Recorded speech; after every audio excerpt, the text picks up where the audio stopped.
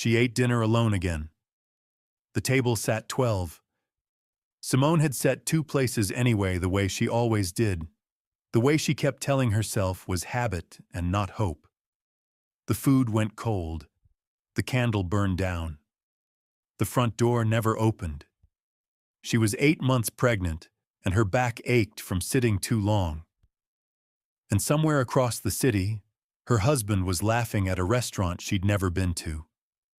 She knew because his location was still shared on her phone, the one detail he'd forgotten to turn off. She watched the little blue dot like it was going to explain something to her. It didn't. Simone pressed both hands against her belly and felt her daughter kick sharp and certain, like she was trying to say, "I'm still here, Mama.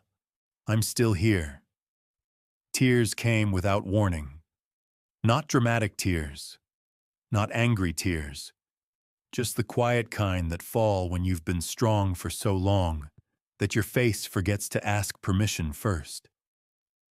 "I know, baby," she whispered to the empty room. "I know."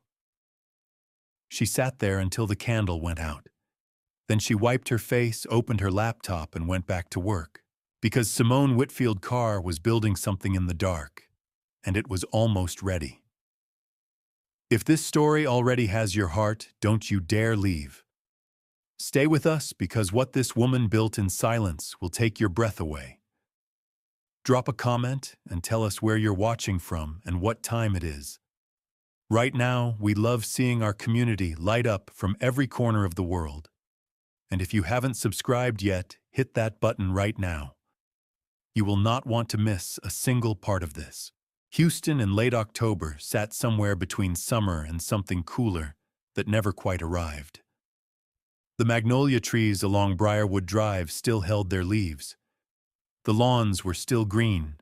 The houses were still beautiful, large and proud and well-maintained, the kind of neighborhood where people waved from driveways and kept their pain behind closed doors.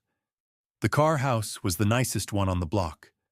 4 bedrooms, 3.5 baths, a wraparound porch with white railing that Simone had painted herself 2 summers ago, a kitchen with marble countertops and a window above the sink that looked out into the backyard, where a single oak tree dropped its leaves slowly, one at a time, like it was in no particular hurry to let go. From the outside, it looked like a life that was working.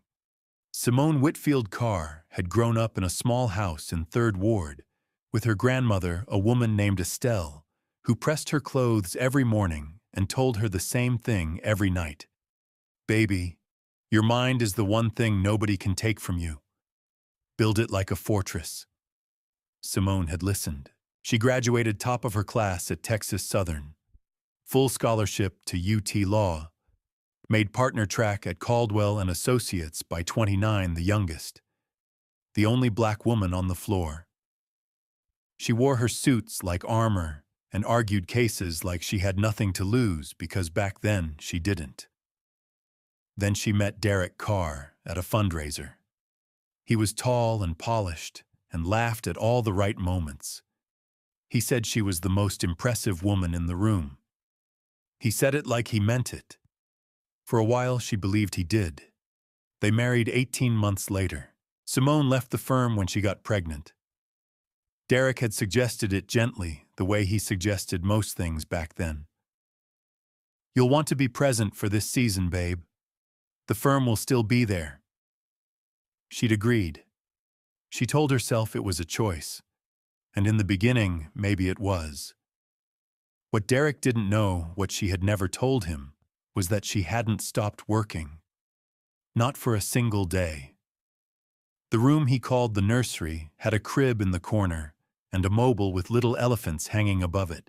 It also had 2 monitors, a fiber internet connection, and a desk buried under non-disclosure agreements, patent filings, and acquisition research. The baby name books stacked on the shelf were real. The legal briefs tucked behind them were realer. For 2 years, while Derrick went to Hargrove Medical Group every morning in his pressed shirts and talked about deals he didn't fully understand, Simone had been building SW Capital Group, a private investment and acquisition firm operating under her maiden name, structured through 3 shell entities that she'd designed herself. Nobody in Derrick's world knew it existed. Nobody in Derrick's world knew she existed, not the real her. Not the one Estelle had raised. Derrick Carr was the kind of man who commanded a room without deserving it. At 41, he was VP of Business Development at Hargrove Medical Group, a mid-size pharmaceutical distribution company with regional reach and national ambitions. He had the title, the corner office, the company card. He had the handshake that made men trust him in the first 3 seconds. He had a smile that had never once told the truth. At home, he was a different temperature entirely. He talked over Simone at dinner. Not loudly, Derrick was never loud. He simply began speaking before she finished, as if her sentences were suggestions he could decline. He introduced her at company events as, "My wife, she used to work in law, but she's been at home for a while now," and then turned back to whoever he'd been talking to, leaving Simone standing with a drink in her hand and a smile that cost her more each time. He made her feel like a footnote in a story he was telling about himself. She let him. For now. Miss Opal Turode had lived next door for 11 years before the Carrs moved in, and she intended to outlive the house itself. 67 years old. Retired from the Postal Service after 32 years. Widowed. Built like someone who had survived things and decided to keep going anyway.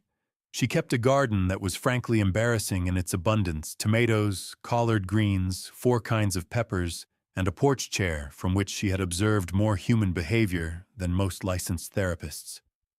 She had liked Simone immediately. There was something in the girl's eyes that reminded Miss Opal of her own younger self, a woman who was smarter than everyone around her, and had learned to make herself small to keep the peace. Miss Opal knew what that cost. She brought food sometimes. Casseroles mostly. Sweet potato pie at Thanksgiving. She didn't push conversation, just left things at the door with a knock and a "just thought you could use this baby." But she watched. She noticed the way Simone's shoulders dropped when Derrick's car pulled in the driveway. She noticed the lights in that back room staying on past midnight, long after Derrick's side of the house had gone dark. She noticed 3 months ago a piece of paper in the hallway trash crumpled, like someone had thrown it away in a hurry. She'd smoothed it out of habit, the way you do when something looks official. Read 3 lines. Felt cold. Folded it carefully and put it in the ceramic bowl on her kitchen counter under her spare keys and her church envelope. She hadn't mentioned it to anyone. She was waiting for the right moment. Miss Opal had learned in 67 years that timing was everything. That evening, Simone closed her laptop at 9:30 and sat in the quiet kitchen for a long time. She could hear the oak tree outside moving in the wind. She could feel her daughter pressing against her ribs, steady, insistent, alive. She thought about her grandmother, about the fortress Estelle had told her to build. "It's almost ready, Grandma," she thought. "Just a little more time." Her phone lit up on the counter. A text from Derrick, "Don't wait up." Simone looked at the message for a moment. Then she set the phone face down and went back to her desk. What she didn't know yet, what she couldn't have known, was that Derrick had already been to see an attorney, and the attorney had already started drafting. The first sign was the silence in the car. Derrick had always been a talker in public, at least. On the drive to events, he'd run through the guest list out loud, remind Simone who was important, coach her on what not to say. It was condescending, but it was contact. It was proof that he at least wanted her present. In November, the talking stopped. He drove with one hand on the wheel and his eyes on the road and said nothing. Not about work. Not about the baby. Not about the nursery that still needed a second coat of paint on the far wall. Just silence, the cold, kind, the kind that isn't peaceful, The kind that tells you something has already been decided and you haven't been informed yet. Simone watched the city move past her window and kept her hands in her lap and said nothing either.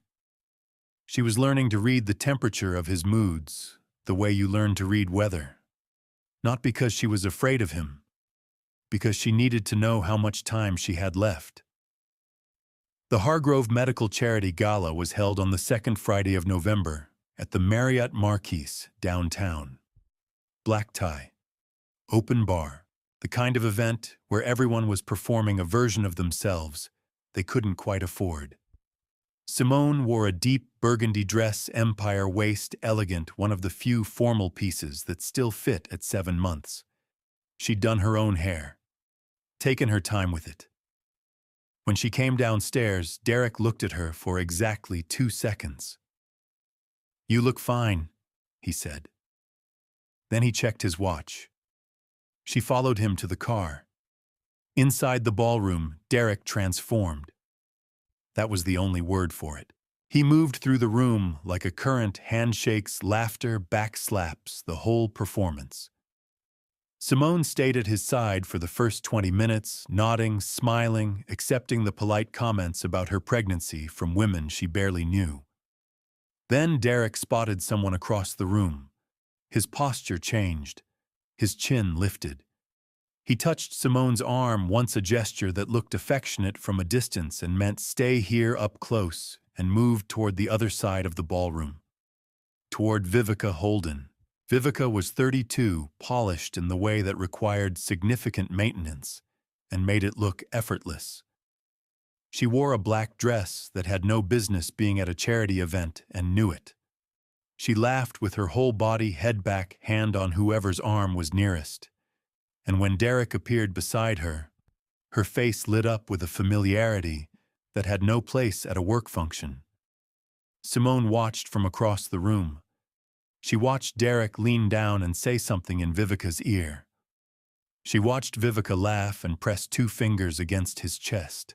She watched her husband not look back at her once in the next 45 minutes.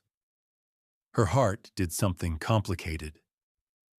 Not breaking it had already begun that process slowly over months. This was more like confirmation, the last piece of a picture she'd been trying not to finish. She got a glass of water from the bar and stood near the window and breathed. That was when she heard the footsteps behind her.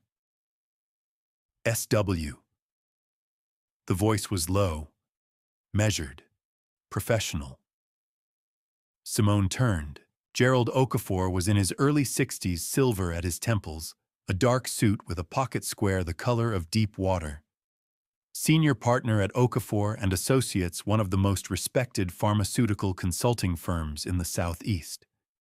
He was looking at her with quiet recognition, the way people look at someone they've communicated with for years but never met in person. "I thought I'd finally get to meet you," he said. "In person." Simone's expression didn't shift, not a flicker. "Not yet," she said quietly. Gerald held her gaze for a moment. Then he nodded one small, deliberate nod and said, "Of course. When you're ready." He moved away. The whole exchange lasted 40 seconds.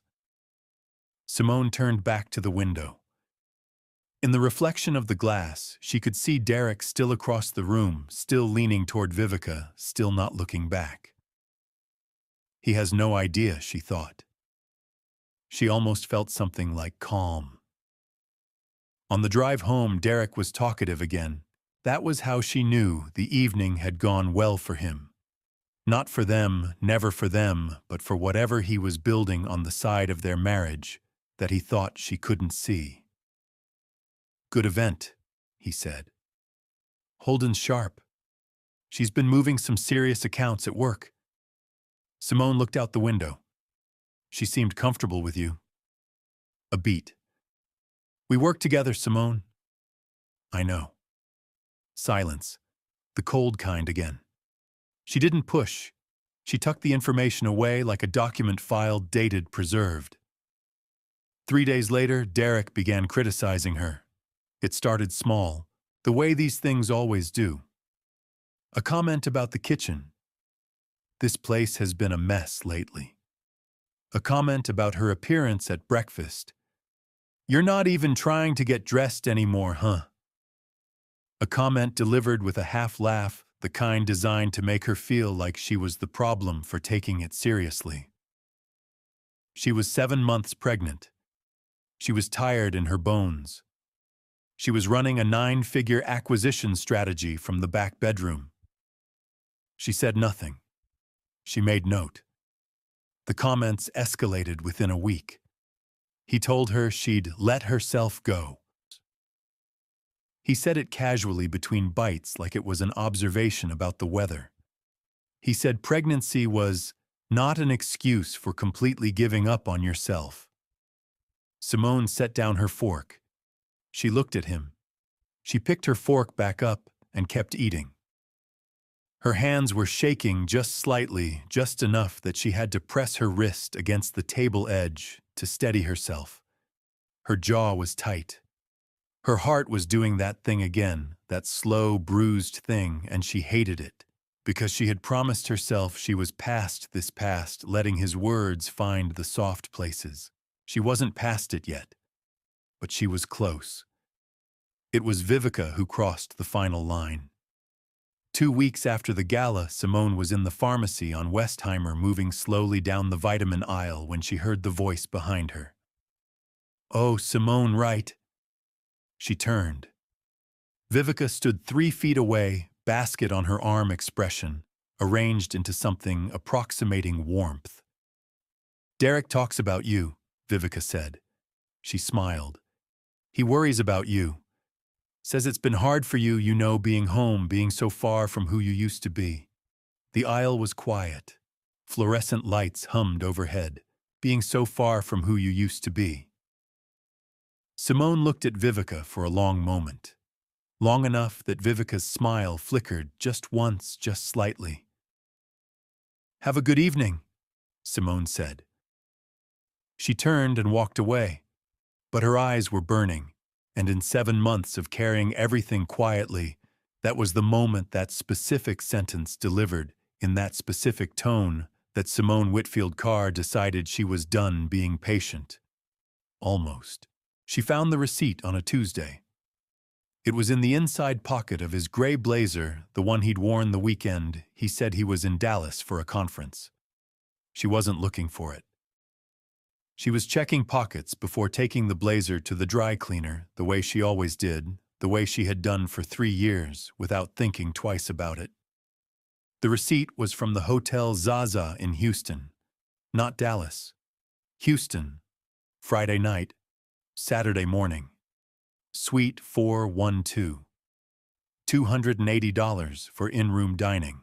A bottle of wine she recognized by price, the kind Derrick only ordered when he was trying to impress someone. Simone stood in the closet for a long time. The receipt was small in her hand. White paper, black ink, completely ordinary. The kind of thing that ends a marriage printed on something that looked like a grocery receipt. She folded it once, placed it in the ceramic dish on her nightstand, the one that held her earrings and her grandmother's ring. Then she went to the kitchen and made herself a cup of tea and sat at the table until it went cold. She did not cry. She was saving her tears for something worth crying about. That evening, when Derrick came home, Simone was sitting at the kitchen table with the receipt in front of her. He walked in, loosening his tie, saw her face, saw the paper. His stride broke just slightly, just one step before he recovered. "Hey," he said. "Careful, neutral." "Hotel Zaza," Simone said. "Suite 412. That's in Houston, Derrick, not Dallas." He put his bag down slowly. "Simone, I'm not asking you to explain it." Her voice was quiet, steady. "I'm telling you that I saw it." Something shifted behind his eyes. The careful neutrality hardened into something else, something she recognized. He was deciding which version of this conversation to have.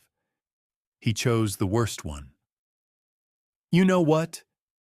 He pulled out the chair across from her and sat down, and his voice took on that tone, the measured, slightly exhausted tone, the one that made her feel like a child bringing him a problem he'd already solved. This is exactly what I'm talking about. You're home all day. You've got nothing going on. So you go through my things, and then you sit here and build a whole story in your head. I found it checking your pockets before the dry cleaner. And this is the problem, Simone. This right here. You've been so deep in your own head since the pregnancy that everything looks like something it's not. You're hormonal. You're not working. You've got too much time to... Don't. The word came out harder than she intended. Clean and sharp. Derrick stopped. They looked at each other across the kitchen table. Don't tell me I'm hormonal, she said. Her hands were flat on the table. Don't do that. A long silence stretched between them. Then Derrick stood up. He picked up his bag, and he said without looking at her, I'm sleeping in the guest room tonight. I can't have this conversation with you when you're like this. He walked out. Simone sat at the table until she heard the guest room door close. Then she pressed both palms against her belly and breathed. In, out, in, out. Her daughter kicked twice. Steady. Certain. I know, Simone whispered. I know. After that night, Derrick stopped pretending. Not loudly. He was never loud. But the performance of their marriage, the dinners, the occasional hand on her back in public, the minimal courtesies that had held the shape of a relationship quietly disappeared. He came home later. Then some nights he didn't come home at all. He stopped asking about the baby, stopped asking about anything. The house became a place two people occupied at different times, like a shift schedule neither of them had agreed to. Miss Opal noticed. She appeared at Simone's door on a Wednesday afternoon with a pot of red beans and rice.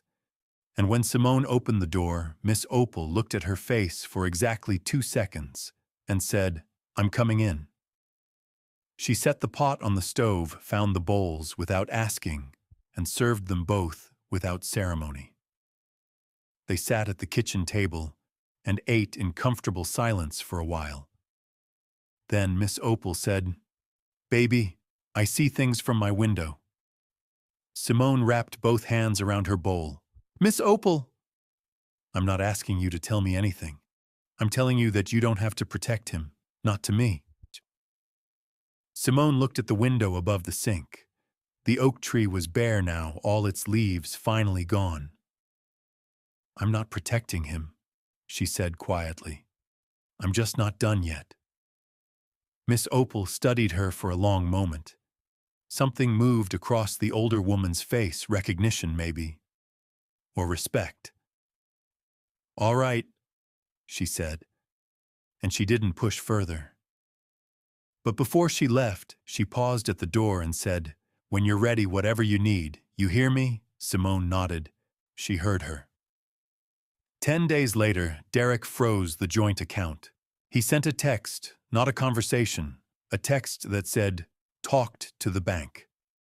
Putting a hold on the joint account while we sort out some bookkeeping issues.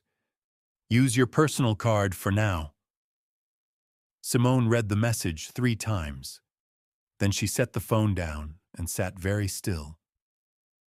He had done it quietly, efficiently, without drama, the financial equivalent of pulling a chair out from under someone and walking away before they hit the floor.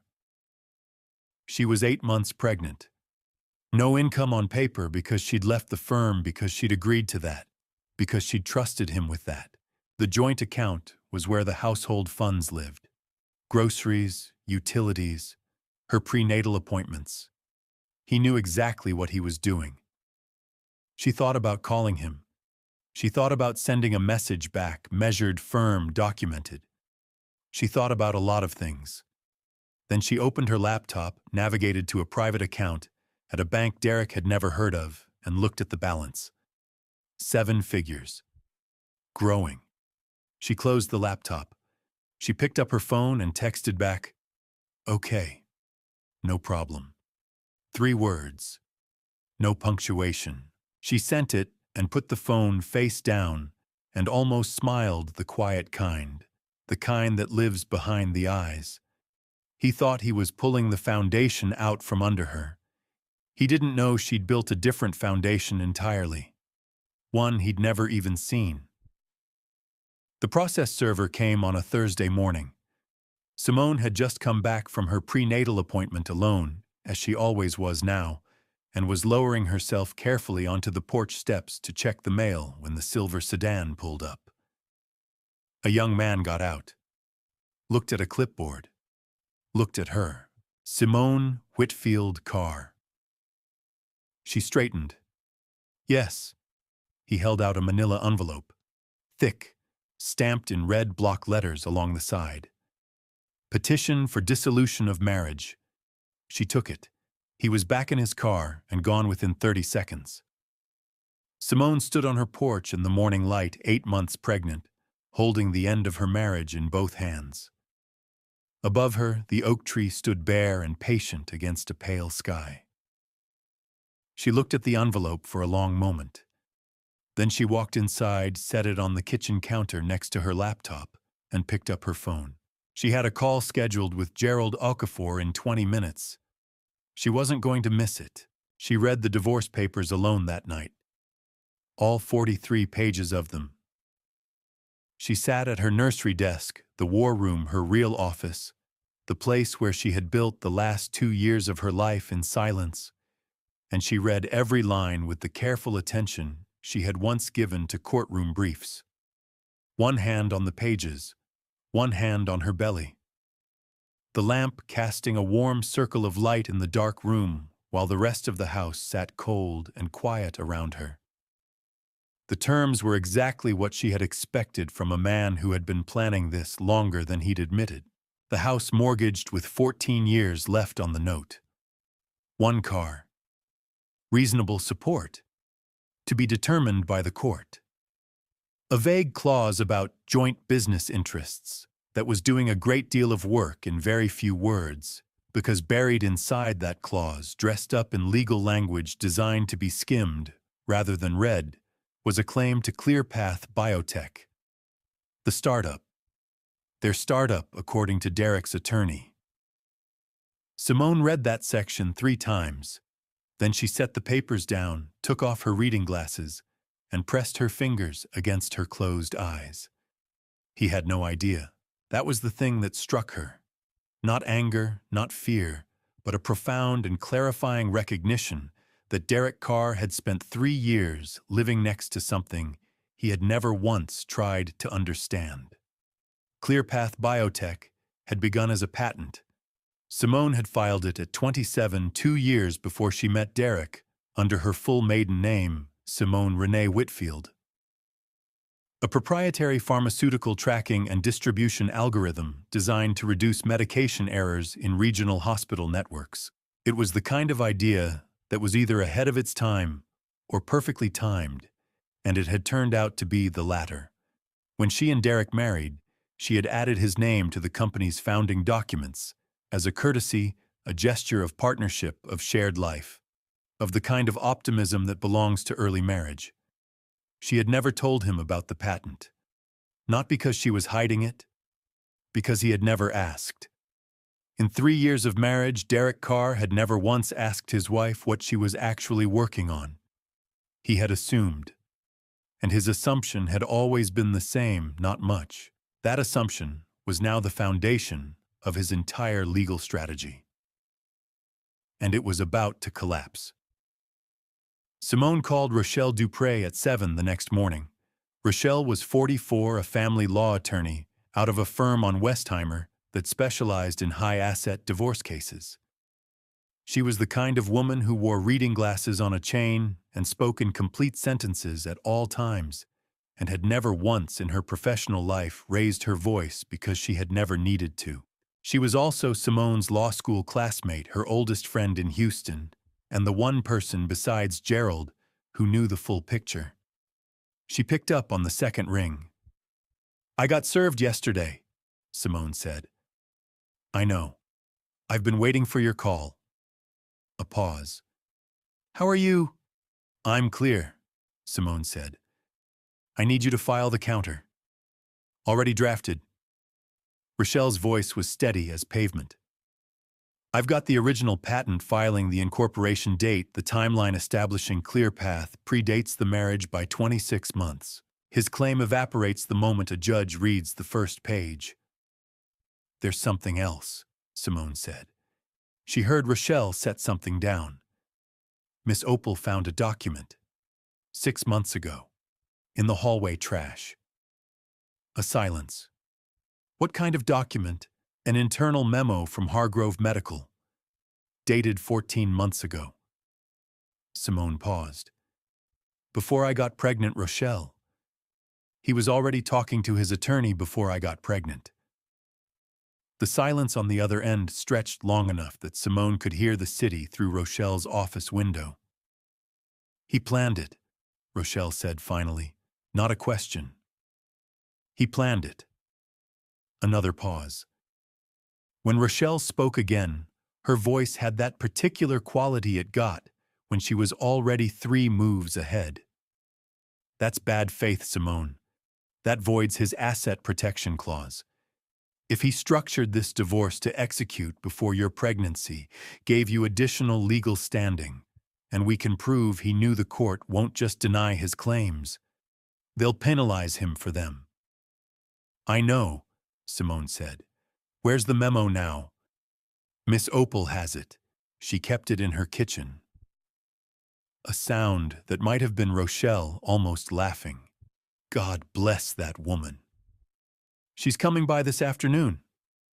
"Good. I need it by end of day." A beat. "Simone, are you ready for what comes next? Because once we file this counter, it moves fast." Simone looked out the nursery window. The oak tree stood bare against a gray morning sky, its branches reaching in every direction, patient structural certain of its own roots. "I've been ready," she said, "for a long time." Miss Opal arrived at 2 in the afternoon with the document in a clear plastic sleeve, the kind used for important papers, the kind that said, "I knew this mattered from the beginning." She sat at Simone's kitchen table and smoothed the plastic flat with both hands. "Found it 6 months ago," she said. "Right there in the hall, trash crumpled up like it was nothing. I read enough to know it wasn't nothing." She looked at Simone steadily. "I didn't know when to give it to you. I was waiting until you needed it more than you needed to not know." Simone looked at the document through the plastic. The Hargrove Medical letterhead, Derrick's name in the subject line. The date 14 months ago, 3 months before she told him she was pregnant. Her chest tightened. "He was already gone," she said quietly. Not to Miss Opal, to herself. To the version of herself that had still been setting 2 places at the table, still been lighting candles, still been hoping. "Baby," Miss Opal said gently. "Some people leave before they leave. Doesn't mean you did anything wrong. Means he was never really there." Tears came then, sudden and brief, the kind that arrive when something true is said out loud for the first time. Simone pressed her fingers against her eyes, breathed. Then she straightened, wiped her face, picked up the document in its sleeve. "Thank you," she said. "For keeping it. For waiting." Miss Opal patted her hand once. "That's what neighbors are for." That evening, after Rochelle had picked up the memo and filed the counter motion, after the legal machinery had begun moving in the direction Simone had been pointing it for months, she sat alone at her desk and stared at her phone for a long time. One contact, one name she had been waiting to call. She had told herself she would wait until everything was perfectly positioned, until every variable was controlled, until she was absolutely certain. The divorce papers were on the counter. The counter motion was filed. The memo was in Rochelle's hands. The patent was on record. She picked up the phone. She pressed the name. It rang twice. "Gerald," she said quietly when he answered. "I'm ready to close the deal." The silence on his end lasted exactly 1 second, the kind of silence that is not empty but full loaded with the weight of 2 years of patient work arriving at its moment. "I'll have the final documents to you by morning," he said. Simone closed her eyes. "Thank you," she whispered. She sat in the quiet room, one hand on her belly, and for the first time in months, maybe years, she felt something that was not grief, not anger, not the careful, controlled calm she had been wearing like a second skin. She felt the ground beneath her feet. Solid. Built. Hers. But what she didn't know yet, what would not become clear until 3 days later, was that Derrick had a move of his own still waiting. And it was the cruelest one yet. Derrick's move came through a mutual friend named Paulette. Paulette Simmons was the kind of woman who existed in the space between genuine concern and strategic gossip. She collected information the way some people collected shoes, and she distributed it with the same enthusiasm. She and Simone had been friendly for 2 years, the way women are friendly when they share a social circle, but not a real foundation. Brunches, group texts, the occasional phone call. She called on a Monday morning. "Hey, I'm just calling because I care about you," Paulette said, which was how she always began when she was about to say something that would hurt. "And I think you should know what people are saying." Simone pressed the phone against her ear and kept her eyes on her screen. "What are people saying, Paulette? That you've been struggling since the pregnancy, like emotionally?" A careful pause. "Derrick mentioned to a few people that you've been having a hard time, that you're not really stable right now, that he's worried about you." The words landed with precision. Simone recognized the architecture of them immediately, the way they were designed to sound like concern while functioning like a verdict. He was building a narrative, getting ahead of the divorce, positioning her as unstable before she could position herself as anything else. "I appreciate you telling me," Simone said. "Are you okay? Because if you need—" "I'm fine, Paulette. Thank you." She ended the call, set the phone face down, and sat very still for 30 seconds, feeling the shape of what Derrick was doing spread out in front of her like a map. He was going to use the pregnancy against her, going to use the months of her being home, being quiet, being absent from professional spaces. He was going to reframe all of it as evidence of a woman who had come apart. And people would believe it, because people always believed the person who spoke first, the person who smiled the right way, the person who looked like Derrick Carr standing in a room full of his own colleagues. Her jaw tightened. She picked the phone back up and texted Rochelle. "He's running a smear campaign, calling me unstable through back channels. Document everything." Rochelle's response came in 40 seconds, already on it. His attorney filed a motion this morning requesting a psychological evaluation as condition of custody arrangement. Simone read the message, read it again. Her hand moved to her belly, instinctive, protective, the way it always did when something threatened the small person living beneath her ribs. "He is trying to take my daughter." The thought arrived cold and absolute, not panicked, not trembling. Just clear, the way things become clear when they cross a line that cannot be uncrossed. Vivica chose that same week to make herself visible. She posted a photograph on a Friday evening, carefully composed, softly, lit, the kind of image that takes 20 minutes to make look effortless. She and Derrick at a rooftop restaurant downtown.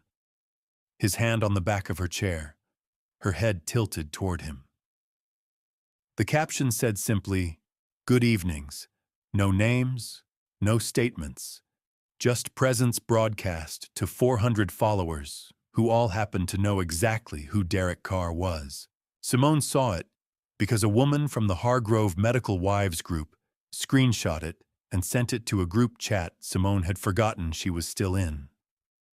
7 women. 6 of them reacted with varying combinations of shock and poorly disguised excitement. The 7th, a quiet woman named Brenda, who had left her own difficult marriage 2 years ago, sent a private message directly to Simone. "I'm sorry. You deserve better than this. Let me know if you need anything." Simone stared at Brenda's message for a long time. Then Vivica's photo appeared in her mind again, that particular tilt of the head, the hand on the chair, the caption that was not an accident, and something moved through Simone that was not quite anger and not quite grief, but lived somewhere between them in a place that had no clean name. She thought about the pharmacy aisle, being so far from who you used to be, said with that smile, that precise, calibrated smile. Simone closed the group chat, blocked the notification, and went back to work. The first divorce hearing was scheduled for a Thursday. 2 days before it, Simone woke at 3 in the morning to a sensation she recognized from her prenatal books, but had not expected yet, a tightening across her abdomen, low and insistent, repeating every few minutes with the patience of something that had its own schedule. She lay still for 20 minutes, counting. Then she called her OB. Then she called a car. She did not call Derrick. The labor and delivery floor of Memorial Hermann was quiet at that hour. Hushed voices, soft-soled shoes on linoleum, the particular stillness of a place where important things were happening in small rooms. A nurse named Deja led Simone to a monitoring room and helped her onto the bed with the practiced gentleness of someone who had done this thousands of times and had not let it become routine. "Is someone on the way?" Deja asked, wrapping the monitoring cuff around Simone's arm. Simone looked at the ceiling. "No." Deja paused, just briefly. "Okay, honey, I've got you." The monitor found the baby's heartbeat immediately strong and fast, and utterly unbothered a small engine running perfectly in the middle of everything falling apart. Simone listened to it and felt something loosen in her chest. She's okay, she thought. She's okay. The contractions continued for an hour, then slowed, then stopped entirely. False labor, the body rehearsing, the doctor explained, common at this stage, nothing to be concerned about. The baby was fine. Simone was fine. She could go home in the morning. Deja came back at 6 to check vitals. She moved quietly, efficiently, and then paused at the door. "The father," she said gently, and the way she said it made clear she already knew the answer, had known since 3 in the morning, but was asking anyway because it was her job and because she was kind. "He's not coming." The room was very quiet. Simone looked at the window. The sky outside was just beginning to lighten that thin gray blue that comes before color returns to the world. "No," she said. "He's not coming." Nobody spoke. The silence said everything.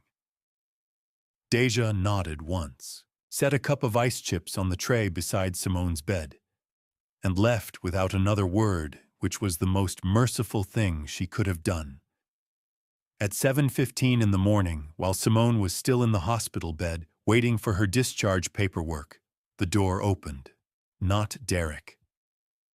Gerald Okafor stepped in quietly, a leather portfolio under his arm, a paper cup of coffee in each hand. He set one on her tray without asking, pulled the chair close to the bed, opened the portfolio. "I'm sorry to come here," he said. "But you said you wanted to close before the hearing." Simone looked at him. at the portfolio, at the documents arranged in precise order waiting for her signature. She thought about Deja's question hanging in the silent room. She thought about the blue dot on her phone moving through the city without her. She thought about her daughter's heartbeat, strong, unbothered, certain. She pushed herself upright, held out her hand. "Give me the pen," she said. She signed the final documents at 7:43 in the morning. 11 pages. 4 signatures. One set of initials on a rider clause that Gerald had flagged as particularly important, the one that established SW Capital Group's right to appoint 2 members to Hargrove Medical's board of directors within 30 days of the acquisition closing. Simone initialed it without hesitation. Gerald gathered the pages, carefully aligned them against the portfolio, and closed the leather cover with a quiet finality that felt like a door closing on one season and opening onto another entirely. "It'll be filed with the SEC by noon," he said. "Public record by end of business." "Good," Simone said. Gerald stood, picked up his portfolio, looked at her for a moment. This woman in a hospital bed, discharge papers on the tray beside her, one hand resting on her belly, having just signed a $1 billion acquisition agreement between contractions that had stopped 4 hours ago. "Your grandmother would be proud," he said quietly. Simone looked at him. "You knew her." "Estelle Whitfield taught my Sunday school class for 6 years," he said. "She talked about you every single week." He left before she could answer. Simone sat with that for a long time, the morning light growing stronger through the hospital window, feeling the specific weight of being loved by someone who had been gone for years and had somehow still managed to put the right people in her path. Build it like a fortress, baby. Yes, ma'am, she thought. I did. By noon, it was public record. SW Capital Group acquires controlling interest in Hargrove Medical Group. $1 billion deal closes. The headline moved through the Houston business community, the way fire moves through dry grass, fast, total, unstoppable. By 2 in the afternoon, it had been picked up by 3 regional news outlets. By 4, it was on the business wire nationally. By 5, Hargrove Medical's switchboard had received 47 calls from investors, analysts, and journalists, none of whom had ever heard of SW Capital Group before today, and all of whom were now urgently trying to find out who SW was. Simone was home by then, changed into comfortable clothes, feet up on the couch, laptop open, moving through her emails with the calm efficiency of someone who had been preparing for this exact day for 2 years. Her phone rang constantly. She answered the calls she needed to answer and let the rest go to voicemail. At 4:30, Rochelle called. "Are you watching this?" she said, and her voice had that rare quality Rochelle Dupré, unflappable, measured 3 moves ahead Rochelle of someone genuinely delighted. "I'm watching," Simone said. "Derrick's attorney called my office 40 minutes ago, asked for a continuance on tomorrow's hearing." "What did you say?" "I said no." A pause that contained a smile. "Simone, his attorney, asked if SW Capital Group had any connection to you. I told him to read the filing." "And?" "He called back 12 minutes later and asked if we could discuss a settlement." Simone looked out the window. The oak tree stood in the late afternoon light, its bare branches casting long shadows across the yard. "Tell him we'll see him tomorrow," she said. Across the city, in a glass-walled office on the 14th floor of Hargrove Medical's headquarters, Derrick Carr was having a different kind of afternoon. He had seen the headline at 2:15 between meetings on his phone. He had read it twice.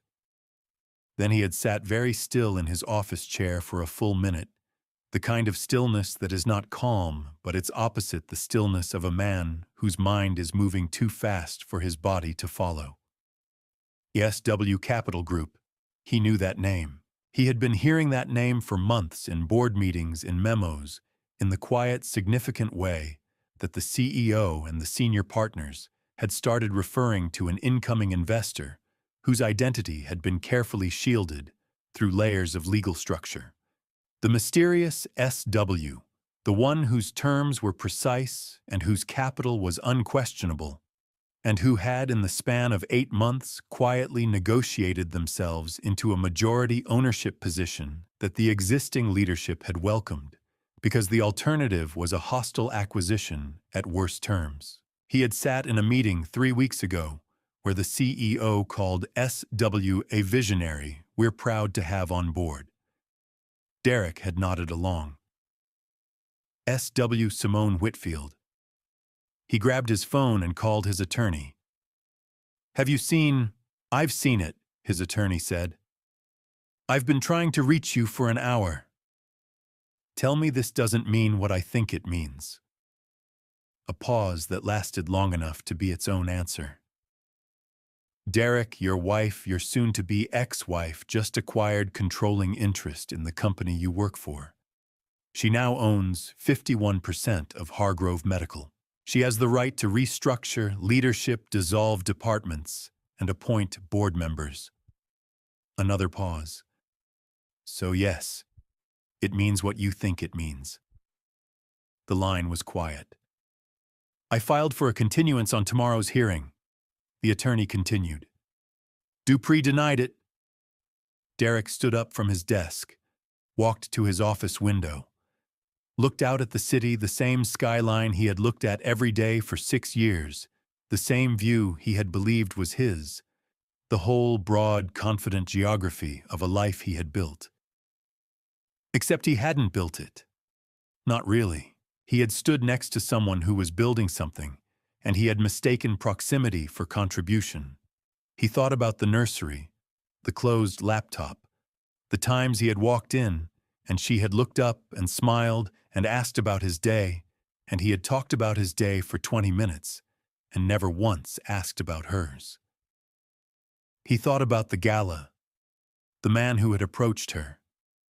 "SW, I thought I'd finally get to meet you."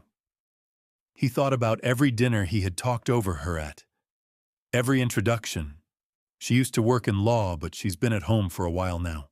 Every time he had looked at her and seen a woman who had made herself smaller and had not understood, had genuinely not understood, that she was only making herself smaller so she could build something he would never see coming. He pressed his forehead against the cold glass of the window. "What do I do?" he said, quietly, like a man who had just realized he was standing in the middle of something that had already been decided. His attorney took a breath. "Tomorrow," he said carefully, "you go to that mediation meeting, and you listen." That evening, Derrick called Simone. She watched his name light up her screen. Let it ring. Let it go to voicemail. She did not listen to the voicemail. She was bathing slowly, carefully in the warm bathroom with the door locked and soft music playing, and her daughter moving gently beneath the surface of the water like a small tide, like proof of something continuing. She thought about Gerald saying your grandmother would be proud. She thought about Estelle, about the small house in 3rd Ward, about being told every night that her mind was a fortress, and believing it, and building it, and defending it, and now finally opening the gates. Tomorrow, she thought. Tomorrow it ends. She closed her eyes. Across the city at Miss Opal's kitchen table, the older woman was on the phone with her sister in Beaumont, describing the news headline she'd read on her tablet, her voice carrying through her open window into the quiet evening air. "That girl next door," Miss Opal was saying, and her voice had the particular warmth of someone claiming reflected glory they had actually earned. I always knew she was something." She paused, listened. Then she laughed, full, rich, unhurried, the laugh of a woman who had seen enough of the world to recognize justice when it finally showed up. The mediation office was on the 19th floor of a building on Louisiana Street, downtown Houston. Neutral territory that was the point of mediation, the fiction of a level playing field maintained through identical chairs and a rectangular table and a mediator who spoke in the careful, equidistant tones of someone paid to appear to have no opinion. Simone arrived 8 minutes early. She wore a charcoal-wrapped dress, one of the few that still fit comfortably at 8 months, and her grandmother's ring on her right hand. Her hair was pulled back. Her face was still. She carried a leather tote that held her laptop, a thermos of water, and a folder Rochelle had prepared that was by any measure one of the most comprehensive legal documents either of them had ever assembled. She sat at the table and folded her hands and waited. Rochelle sat beside her reading glasses on pen moving across a legal pad with the quiet industry of a woman who had been ready for this day for months. Derrick arrived 4 minutes later with his attorney, a man named Preston Webb, silver-haired, expensive-suited, the kind of attorney who specialized in making unreasonable positions sound inevitable. Preston Webb had a reputation for intimidating opposing counsel in the first 10 minutes of any proceeding. He walked in already performing confidence, already calibrating the room. He looked at Rochelle Dupré. Rochelle looked at him over her reading glasses. Neither of them smiled. Derrick sat down across from Simone. He was dressed well. He was always dressed well. But something about him was different this morning. The Polish was present, but the certainty beneath it was gone, the way a house can look intact from the street, while the foundation has already shifted. His eyes moved to Simone's face, and then away, and then back like a man trying to solve an equation he didn't have all the variables for. Simone looked at him steadily. She felt nothing that surprised her. Not anger, she had already been through anger and out the other side.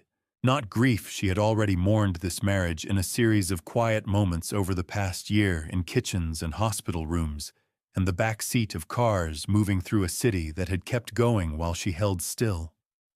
What she felt now was something cleaner, something with no debris in it. Clarity. Her daughter's name before she changed it. She thought of that briefly and almost smiled. The mediator opened the session at 9 o'clock precisely. Introductions. Process overview. Ground rules. The careful scaffolding of a proceeding designed to make difficult things feel manageable. Preston Webb spoke first. That was strategic, Simone knew. He laid out Derrick's position with the smooth efficiency of someone who had rehearsed it.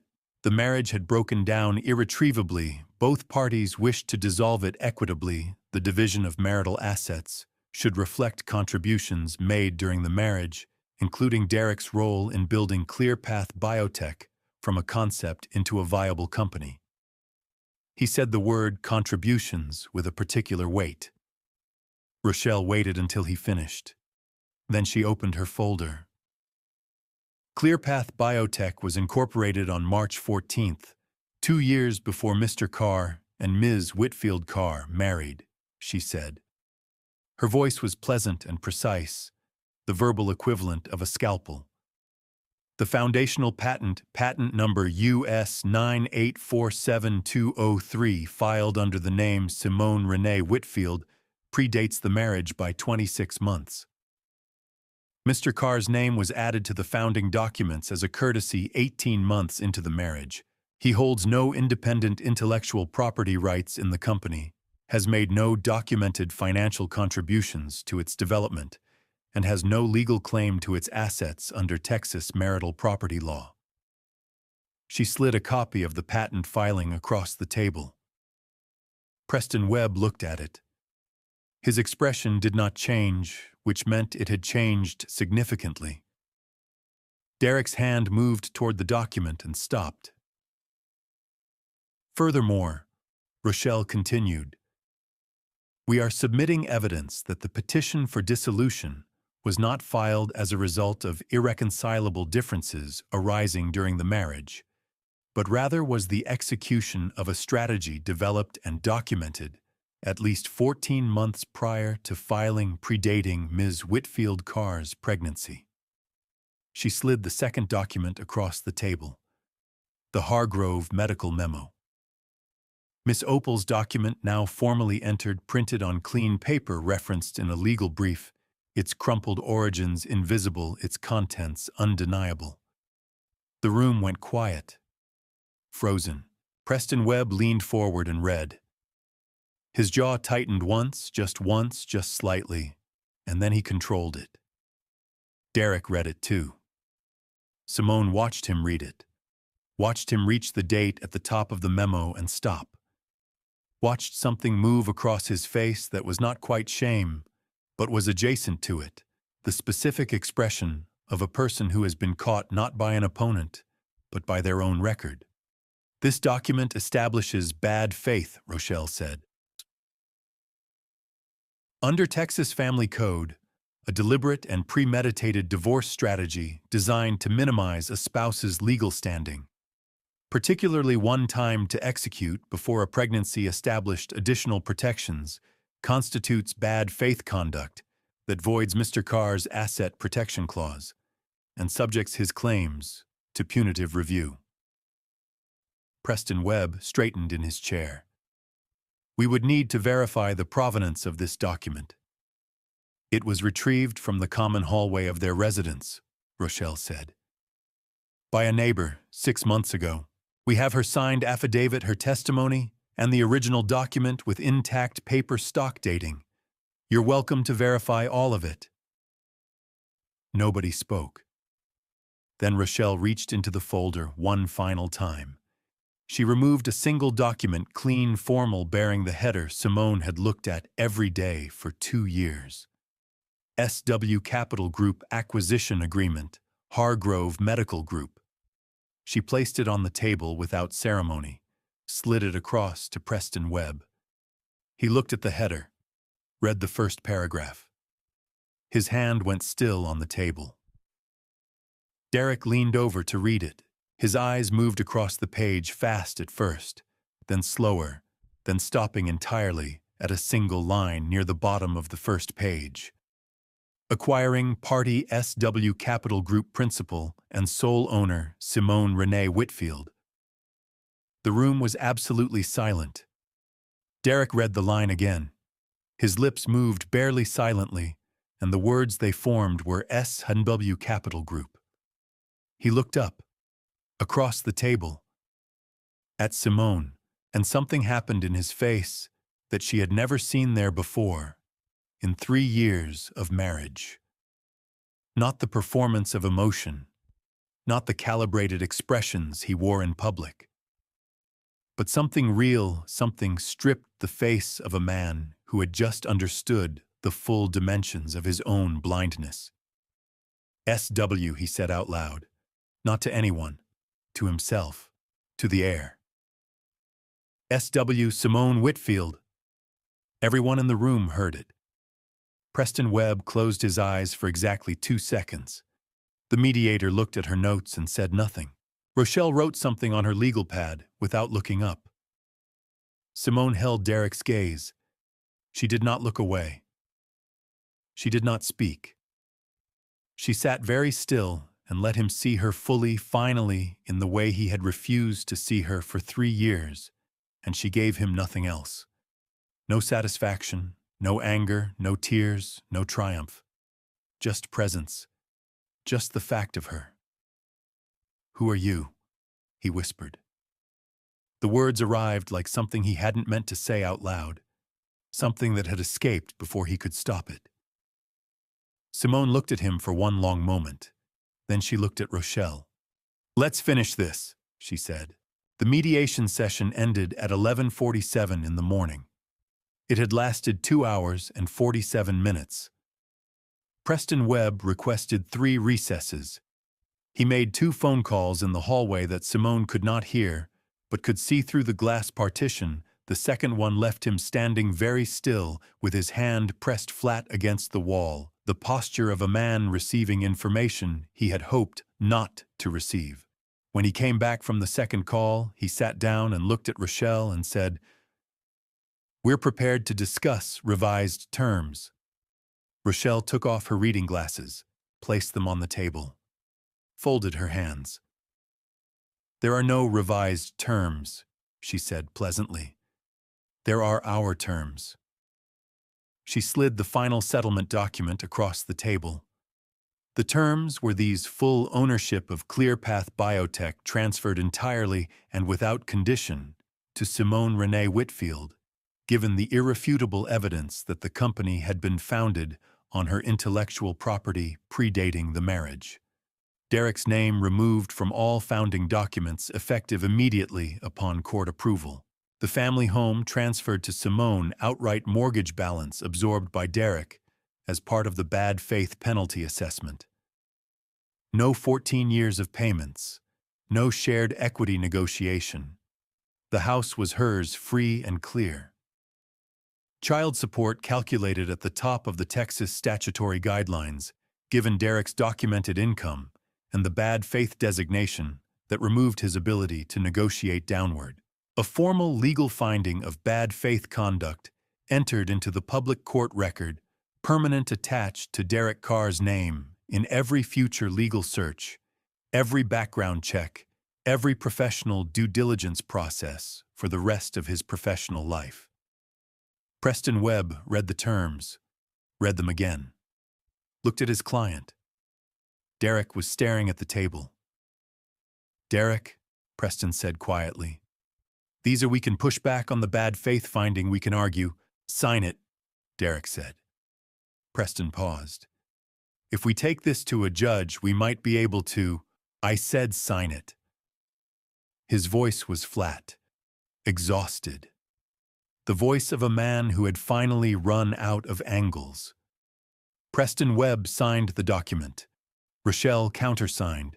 Simone signed last, her name clear and unhurried, the same signature she had placed on the acquisition documents 2 days ago in a hospital bed, the same hand that had built everything Derrick had dismissed. She capped her pen. It was done. What happened next did not come from Simone. She had not planned it, had not orchestrated it. It arrived as justice sometimes does, through channels she hadn't opened. As the new majority owner of Hargrove Medical Group, Simone had the right, which she had not yet exercised, to request a full financial audit of any department. She had planned to exercise that right carefully, strategically, after the divorce was finalized and the acquisition dust had settled. But the audit was triggered before she got there. 3 days after the mediation, a compliance officer at Hargrove Medical, a quiet, meticulous woman named Brenda Osee, who had worked in the finance department for 9 years and had been waiting in the way that careful people wait for someone with the authority to actually do something, submitted a formal internal report. The report documented 14 months of irregular expense submissions from the VP of Business Development's department, vendor invoices that didn't correspond to actual contracts, entertainment expenses submitted twice under different categories, a pattern of transactions that individually could be explained but collectively formed a shape that had only one name: fraud. And attached to the expense reports, cross-referenced, flagged, highlighted in Brenda Osee's careful hand, were the names of the 2 individuals who had approved and in some cases initiated the transactions. Derrick Carr, VP of Business Development. Vivica Holden, Senior Account Manager. Simone received the report on a Thursday morning, forwarded by the new board member Gerald had appointed, a woman named Dr. Patricia Osei-Mensah, no relation to Brenda, who had reviewed the compliance submission and escalated it immediately. Simone read the report at her nursery desk, her war room soon to be a real office, with her feet up and her daughter pressing steadily against her ribs, and the Houston morning coming through the window in long gold strips. She read every page. Then she forwarded it to the Hargrove board with a single line: "Please proceed according to company policy and applicable law." She did not add anything else. She did not need to. Derrick was placed on administrative leave that same afternoon. His building access card was deactivated at 3:45. His company email was suspended at 4. His assistant, a young man named Marcus, who had watched Derrick treat people badly for 2 years and had kept meticulous notes out of professional self-preservation, was interviewed by the compliance team at 4:30 and provided documentation that corroborated Brenda Osei's report with additional detail. Derrick's stock options, the ones he had rushed the divorce to protect the ones that were supposed to triple in value when the merger closed the entire financial architecture of the life he had been building on the side of their marriage, were frozen pending the investigation. All of it. Gone. Not taken by Simone. Taken by his own record. Vivica Holden submitted her resignation at 5 o'clock on the same day in a letter so brief it was almost elegant. She was out of the building by 5:15.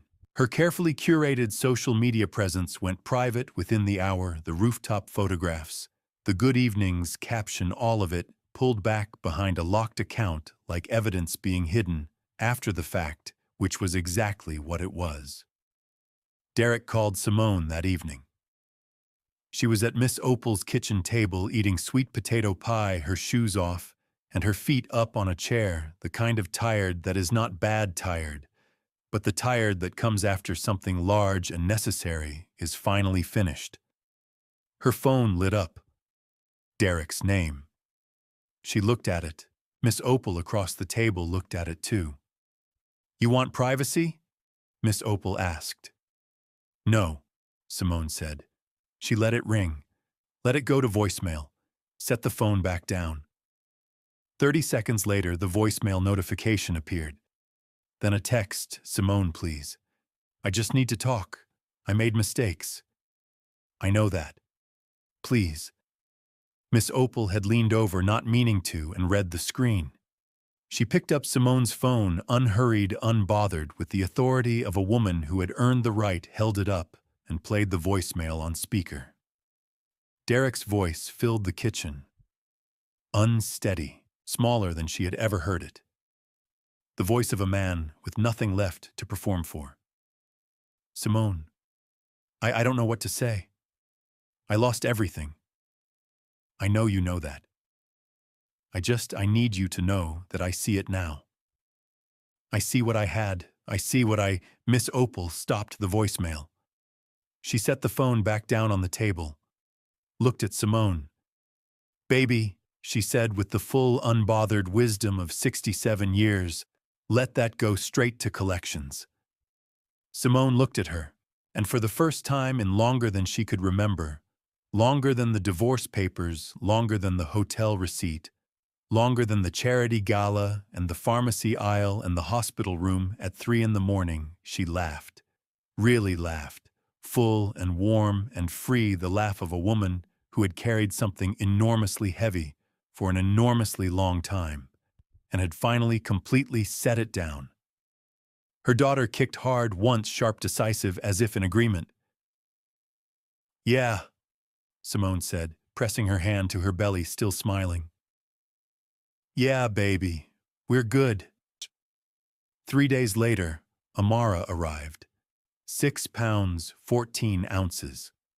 Born at dawn when the sky over Houston was doing that particular thing it does in December, going from black to deep blue to a gold so clean it looks like a promise being kept. Simone held her daughter for the first time and felt something move through her that had no name in any language she knew. Not joy exactly, not relief exactly, not triumph exactly, but all three at once, and something beneath all three, something older and more fundamental, something that felt like arriving. Nurse Deja was there. She had requested the shift. "She's perfect," Deja said quietly. Simone looked at her daughter's face, this small, complete, absolute face, and whispered, "I know." She always was. 6 months later, the nursery was a nursery. The war room, the monitors, the legal briefs, the NDAs stacked behind baby namebooks. The 2 years of quiet construction, had migrated to a proper office on the 11th floor of a building on Main Street, 12 minutes from the house that was now fully, legally, unambiguously Simone's. The office had glass walls and a standing desk, and a view of the city that she had earned the right to look at without apology. It also had a smaller room, attached warm-lit, soft-carpeted, with a crib in the corner, and a mobile with small elephants turning slowly overhead. Amara slept there some mornings while her mother worked. On the days she didn't, Miss Opal kept her. This had not been formally arranged. It had simply become true the way the best things become true, gradually, naturally, without paperwork. Miss Opal had a chair in the office lobby now. The receptionist knew her name and always had her coffee ready. She had opinions about the lobby furniture and had shared them, and 2 pieces had been replaced. Nobody questioned this. It seemed right. It was right. ClearPath Biotech closed its first major hospital network contract in February, a regional deal covering 43 facilities across Texas and Louisiana, valued at $88 million over 5 years. Simone signed the contract at her standing desk, with Amara on her hip, and Miss Opal watching from the doorway with her arms crossed, and the expression of a woman who had always known. Rochelle Dupree was there too. She had started taking ClearPath on as a retainer client, which meant she was there often, which meant the office had become, without anyone planning it, a place where capable women gathered and worked and occasionally ate Miss Opal's sweet potato pie in the conference room. Simone did not mind this at all. Derrick Carr's federal investigation concluded in the spring. He and Vivica Holden were each charged with wire fraud and securities violations related to the expense irregularities and insider trading activity uncovered during the Hargrove audit. Vivica accepted a plea agreement. Derrick did not at first, and then did after his attorney reviewed the evidence a second time and told him plainly that there was no version of a trial that ended well for him. He was ordered to pay restitution. His professional licenses were suspended. The stock options that had been the whole point, the ones he had rushed a divorce to protect, were seized as part of the restitution calculation. Simone read about it in a legal brief Rochelle forwarded her. She read it once, filed it, did not think about it again for a long time. One evening in April, she was cleaning out the last box from the move things that had been sitting in the hall closet since December, waiting for a quiet moment she kept not having. Old files, a broken umbrella, 2 picture frames she'd meant to hang and hadn't. At the bottom of the box, she found a photograph, her and Derrick. Early in their marriage, she could tell by her hair the way she wore it then, and by the look on her own face. They were at some event both dressed up, and he had his arm around her and was looking at the camera, and she was looking at him. She had loved him. That had been real. She wanted to be clear about that with herself, not to excuse what he had done, but because rewriting the truth would make her someone she didn't want to be. She had loved him, and he had chosen repeatedly and deliberately not to see her. Those 2 things could both be true. She looked at the photograph for a long moment. Then she placed it in the box going to storage. Not the trash. Not the wall. The middle place, the place for things that were finished, but had existed, things that didn't need to be displayed or destroyed, just acknowledged and set down. She closed the box. Walked back to the living room where Amara was on the floor on her playmat, working with great seriousness on the project of lifting her own head, which she had recently discovered she could do and intended to do constantly.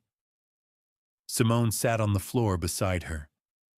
Amara looked up at her mother with those wide new eyes taking in the world with the absolute openness of someone who had not yet learned to expect it to disappoint her. Keep that, Simone thought. Hold on to that as long as you can. There is a kind of strength that doesn't announce itself. It doesn't argue. It doesn't perform. It doesn't need anyone in the room to see it to be real. It builds in silence in back rooms in the hours after everyone else has gone to sleep. Simone's story is a reminder that being underestimated is not a wound. It is, if you choose it, an advantage. The people who dismiss you are also the people who stop watching. And the moment they stop watching is the moment you are most free to build. Never let anyone's inability to see you define what you are capable of becoming. If this story moved you, if Simone's journey said something to your heart that you needed to hear today, please leave a comment below. Tell us what part stayed with you. Tell us where you're watching from and what time it is in your city. Our community spans every corner of this world, and every comment reminds us why these stories matter. If you're not subscribed yet, please do it now. It's the simplest way to make sure you never miss a story. And if you know someone who needs to hear this one, someone who is building something in silence, someone who has been told they are less than they are, share it with them today. We'll see you in the next story.